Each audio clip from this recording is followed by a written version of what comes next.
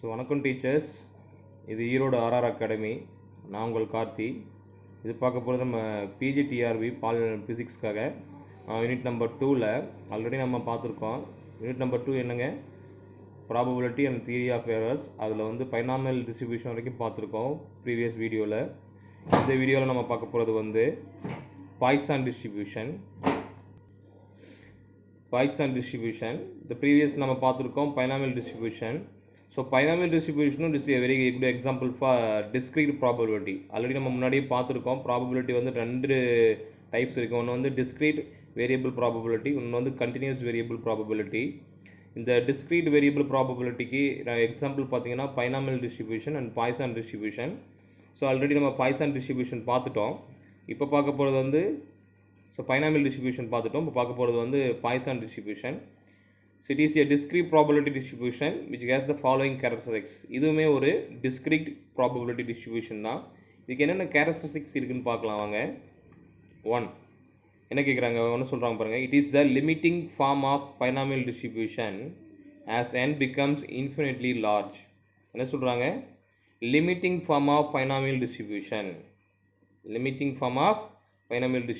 அதாவது பாய்சானுங்கிறது வந்து binomial டிஸ்ட்ரிபியூஷனோட limiting form, ஒரு லிமிட்டேஷன்.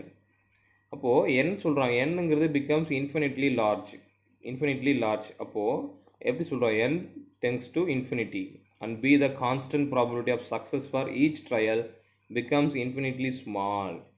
அதாவது n வந்து infinitely large, at the same time வந்து ட்ரையல்ஸ் வந்து இன்ஃபினிட்லி ஸ்மால். அப்போ b tends to 0 in such a manner that np equal to m remains a finite number. அப்போ n into p நம்ம multiplication பண்ணும் பொழுது நமக்கு கிடைக்கக்கூடிய அவுட்புட் பார்த்தீங்கன்னா ஒரு ஃபைனைட் நம்பர், ஒரு ஃபுல் இன்டீஜர்ஸ் நமக்கு கிடைக்கிது. கொஞ்சம் குழப்புற மாதிரி இருக்கும், பட் நீங்கள் கொஞ்சம் கிளியராக ஐடியா வச்சுக்கோங்க. ஃபஸ்ட்டு பாயிண்ட் நீங்கள் வச்சுக்க வேண்டிய விஷயம், so Poisson distribution is also discrete probability. அதுக்கு என்ன ஃபார்ம் பாருங்கள். பாய்சான் டிஸ்ட்ரிபியூஷன் வந்து limiting form of binomial distribution. ரெண்டாவது பாயிண்ட்டு, இதில் வந்து என்னங்கிறது வந்து இன்ஃபினிட்லி லார்ஜ் வேல்யூ. அப்போ டென்ஸ் டு பி வந்து கான்ஸ்டன்ட்டு. அப்போ ட்ரையல்ஸ் பார்த்தீங்கன்னா இன்ஃபினிட்லி ஸ்மாலாக இருக்கும். அப்போது பீங் டென்ஸ் டு 0, அப்போ என்ன ஆகும்னா நமக்கு NP equal to M remains finite number அப்படிங்கிறத ஞாபகம் வச்சுக்கோங்க. இதுக்கு செகண்ட் கேரக்டர் பார்த்தீங்க அப்படின்னா, It consists of a single parameter m only. The entire distribution can be obtained once m is known. என்ன சொல்கிறாங்கன்னா, இதுக்கு வந்து ஒரு சிங்கிள் பராமீட்டர் தான். இதுக்கு பாய்சான் டிஸ்ட்ரிபியூஷனுக்கு சிங்கிள் பராமீட்டர் தான். It consists of a single parameter m only. The entire distribution can be obtained once m is known. அப்போது ஒரு சிங்கிள் பராமீட்டர் தான். m தெரிஞ்சிருச்சு அப்படின்னா பாருங்க, அந்த ஹோல் டிஸ்ட்ரிபியூஷனை நம்மளால் கண்டுபிடிக்க முடியும். ஸோ அடுத்து பார்க்க போகிறது binomial distribution to Poisson distribution. So Poisson distribution can be derived as a limiting case of binomial distribution. திரும்ப சொல்கிறோம். ஸோ பாய்சான் டிஸ்ட்ரிபியூஷன் அப்படிங்கிறது வந்து பைனாமியல் டிஸ்ட்ரிபியூஷனுடைய லிமிட்டிங் ஃபார்ம் தான். அப்போ p tends to 0, n tends to infinity. நான் மறந்துடாதீங்க. So கண்டிப்பாக Poisson டிஸ்ட்ரிபியூஷனில் n tends to infinity, p tends to 0, அதை கான்ஸ்டன்ட்னு சொல்கிறோம். அப்போ np equal to m finite quantity. இதை நம்ம வந்து ஒரு ஃபார்முலாவில் சொல்லும் பொழுது pr equal e power minus m into m power r divided by r factorial.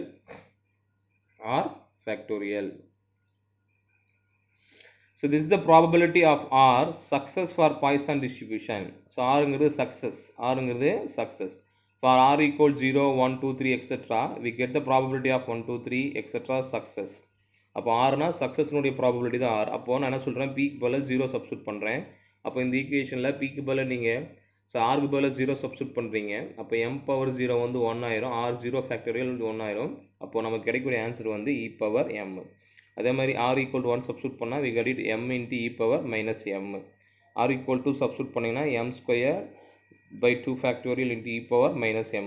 இங்கே 3 போட்டிங்கன்னா m power 3 divided by 3 factorial into e power minus m. அப்போது இந்த ஈக்குவேஷன் நீங்கள் ஞாபகம் வச்சுக்கணும். pr equal e power minus m power r divided by r factorial. rங்கிறது இன்னும் ஒரு integer 0, 1, 2, 3, 4 etc. ஓகேவா.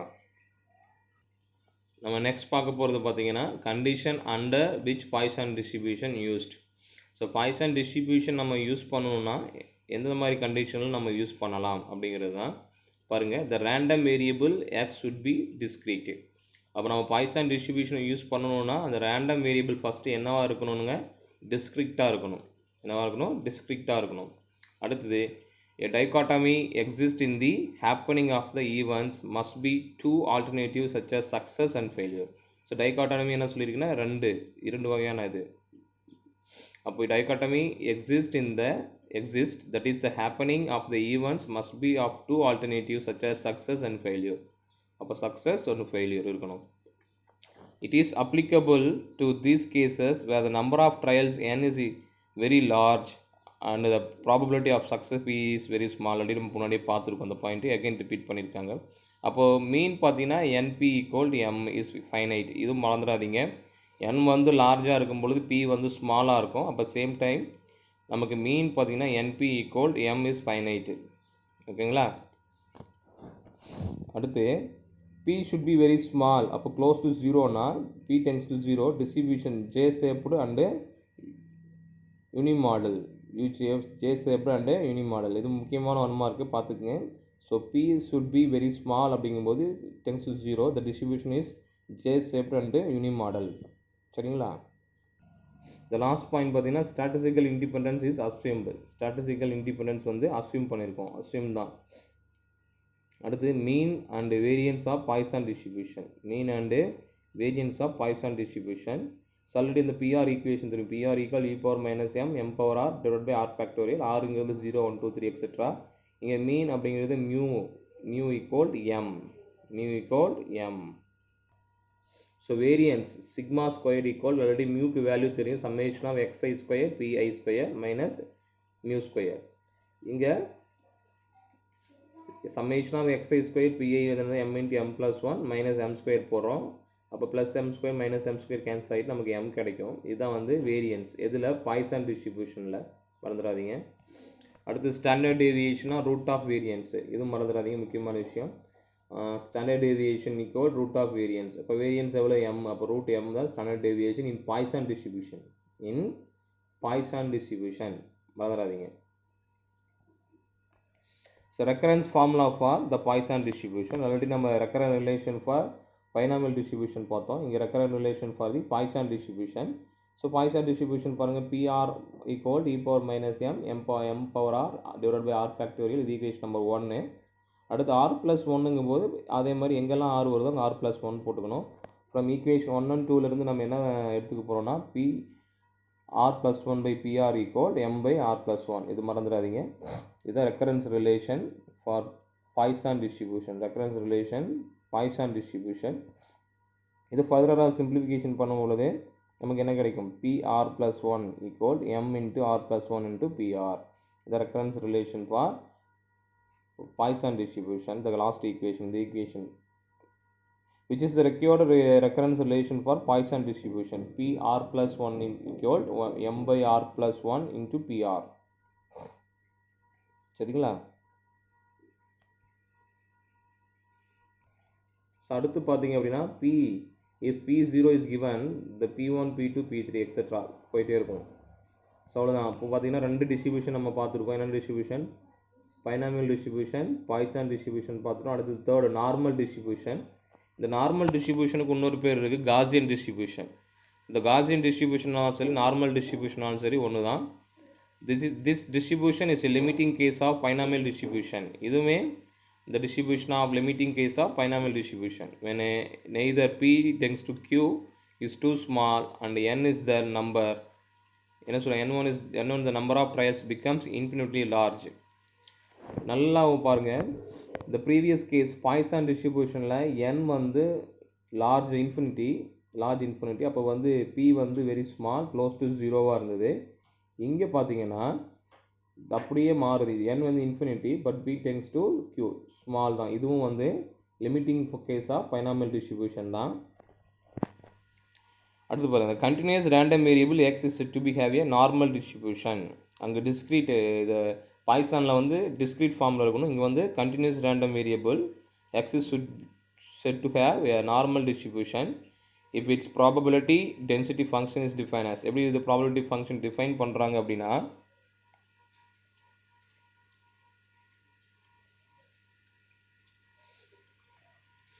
f of x equal k into e power minus 1 by 2 into x minus a by b whole square for minus infinity to plus infinity. So k is a constant and a and b are two parameters. அப்போ k can be determined by using என்ன சொல்கிறாங்கன்னா p வந்து minus infinity to plus infinity. அப்போ வந்து f of x ds equal to unity. Already பார்த்துருக்கோம். the total probability வந்து எப்பயுமே யூனிட்டியாக இருக்கும். the total probability வந்து யூனிட்டியாக இருக்கும், மறந்துடாதீங்க, ரொம்ப ரொம்ப இம்பார்ட்டன்ட். டோட்டல் ப்ராபபிலிட்டி எப்பயுமே யூனிட்டியாக இருக்கும். After solving we get K. Solve பண்ணோம்னா கேவோட வேல்யூ பாங்க 1/√π இன்டூ பி. இப்போ இந்த எஃப் ஆஃப் எக்ஸ் 1/கேக்கு பதில் சப்ஸ்டியூட் பண்ணோம்னா 1/√2πp into e power minus 1/2 into x minus a by b into whole squared. இங்கே மீன் வேல்யூ பார்த்தீங்கன்னா mu equal to a. Variance sigma square பார்த்தீங்கன்னா minus infinity to plus infinity x minus mu whole square f of x dx equal b square sigma equal b. இப்போ therefore the probability density function of the normal distribution is given by என்ன சொல்றாங்க, therefore the probability density function of the normal distribution is given by normal distribution இதான் value பாருங்க. f of x equal 1 by sigma into root 2pi into e power minus 1/2 into x minus nu by sigma into whole square. இதுவும் கேட்டிருக்காங்க, பார்த்துக்குங்க. the curve y equal to f of x equal normal probability curve. இதில் இந்த படம் பார்த்தீங்கன்னா உங்களுக்கு தெரியும், normal probability curve. y equal to f of x, அதாவது ஒரு ப்ராபபிலிட்டி கர்வ் இருக்குது. அந்த கர்வ் பார்த்தீங்கன்னா minus infinity to plus infinity வரைக்கும் போகுது.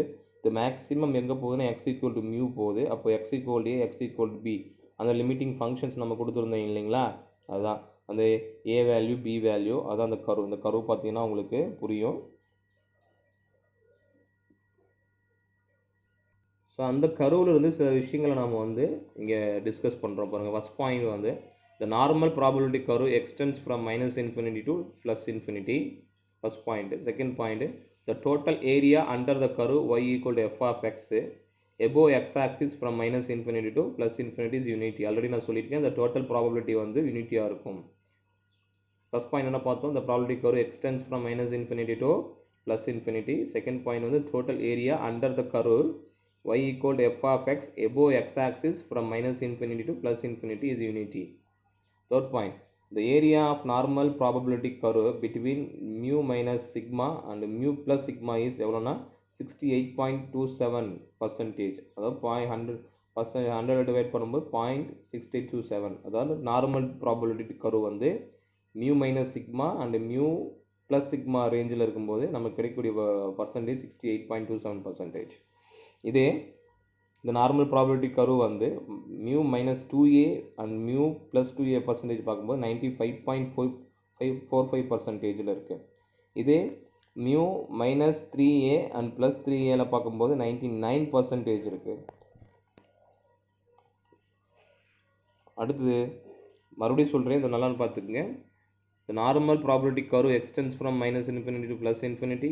The total area under the curve y equal to f of x above x axis from minus infinity to plus infinity is unity சொல்கிறோம். So mu minus சிக்மானா 68.27%, mu minus 2ஏனா 95.45%, 3ஏனா 99.73%. இது மாதிராதீங்க, கண்டிப்பாக ஏதாவது ஒன்று உங்களுக்கு கேட்கறதுக்கான வாய்ப்புகள் இருக்குது. The mean deviation from mean. So mean form பண்ணும்போது நம்ம 1/√of sigma into root pi into minus infinity plus infinity x minus mu into e power minus x minus mu by 2 sigma square whole square dx. putting x minus mu by sigma equal to z அப்படிங்கிறத நம்ம இந்த இடத்துல put பண்ணிக்கலாம். அப்போ அடுத்தது எப்படி பண்ண எழுதலாம், புட் பண்ணி இந்த மாதிரி எழுதலாம், sigma equal √of 2/pi. இப்போது இதுக்கு வேல்யூ சப்ஸ்டியூட் பண்ணால் நமக்கு என்ன கிடைக்கும், 0.80 sigma கிடைக்கும், approximately 4/pi sigma. So mean deviation from mean in the normal distribution 4/pi sigma. சரிங்களா? In other words, standard deviation sigma equal 5/4 times mean deviation from mean, or sigma equals 25% more than the mean deviation. இது நல்லா பார்த்துக்குங்க, எவ்வளோ percentage வந்து more than the deviation 25%. எவ்வளோ times பார்த்தீங்கன்னா 5/4 times, 5/4 times. இது கொஞ்சம் பார்த்துக்குங்க, சரிங்களா? ஸோ அடுத்து பார்த்தீங்கன்னா ஸ்டாண்டர்ட் எரர். ஸ்டாண்டர்ட் எரர்னா என்ன, வாங்க உள்ளே போய் பார்க்கலாம். A measure of the statistical accuracy of an estimate equal to the standard deviation of the theoretical distribution of large population of such estimates. அது எரர் அப்படிங்கிறது வந்து நம்ம மேனுவலாக கால்குலேட் பண்ணும்போது நிறைய எரர் வர வேண்டியிருக்கு. அதாவது நம்ம படிச்சிருப்போம் இன்ஸ்ட்ருமெண்டல் எரர், சிஸ்டமேட்டிக் எரர், அது மாதிரி அந்த எரர்லாம் வரும். எப்பயுமே ப்ராபபிலிட்டி நம்ம மேனுவலாக கால்குலேட் பண்ணும்போது வரும். அந்த எரர் எப்படி நம்ம ரெக்டிஃபை பண்ணுறது அப்படிங்கிறத அந்த ஸ்டாண்டர்ட் எரரில் பார்க்க போகிறோம்.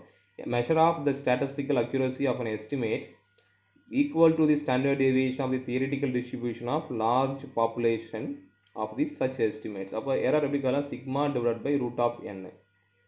sigma divided by root of sigmaங்கிறது standard deviation by root n. அப்படி கால்குலேட் பண்ணால் தான் ஃபார்முலா ஸ்டாண்டர்ட் எரருக்கான ஃபார்முலா. ஸ்டாண்டர்ட் எரருக்கு formula sigma root of n. So சிக்மானா என்ன, ஆல்ரெடி நான் சொன்னேன் சாம்பிள் ஸ்டாண்டர்ட் டேவியேஷன், என்னங்கிறது நம்பர் ஆஃப் சாம்பிள்ஸ், என்னங்கிறது நம்பர் ஆஃப் சாம்பிள்ஸ். ஸோ அடுத்து பார்த்தீங்கன்னா principle of least squares. So next பார்க்க வருது principle of least squares. Principle of least squares பாருங்கள். So least squares principles is an widely used method for obtaining the estimates of the parameters in a statistical model based on the observed data.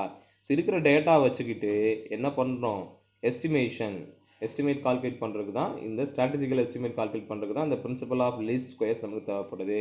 அது எப்படி ஒரு equation ஃபார்மேட்டில் எழுதுவாங்கன்னா y of i equal fi beta plus sigma i போடுறோம். இதுதான் அந்த equations, இது பார்த்துக்குங்க.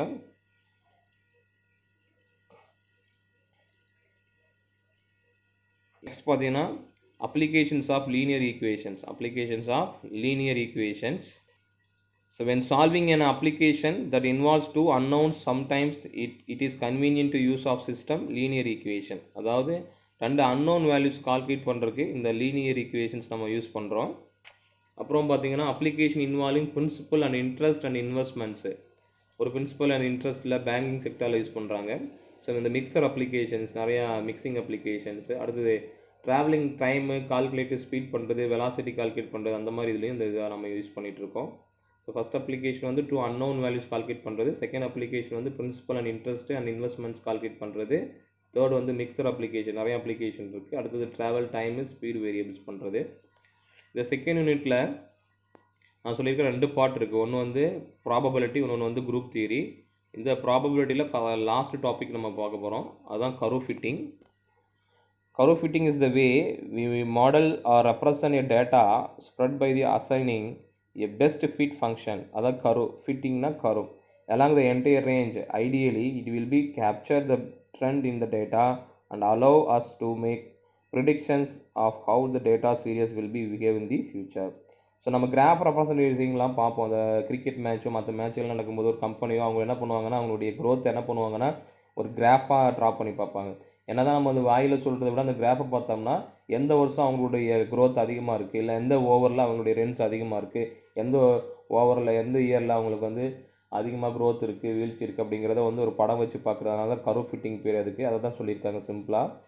ஒரு கிராஃப் வச்சு நம்மளால் ஈஸியாக அண்டர்ஸ்டாண்ட் பண்ணிக்க முடியும் ஒரு தியரிட்டிக்கல் இஷ்யூவை. ஸோ டீச்சர்ஸ் இதோட நமக்கு வந்து பார்த்திங்கன்னா செகண்ட் யூனிட்டில் ஃபஸ்ட் ஆஃப், அதாவது ப்ராபபிலிட்டி அப்படிங்கிறது முடியுது. நம்ம வந்து அடுத்த வீடியோவில் இந்த செகண்ட் ஆஃப் குரூப் தியரி அப்படிங்கிறத பார்க்கலாம். ஸோ நன்றி, வணக்கம்.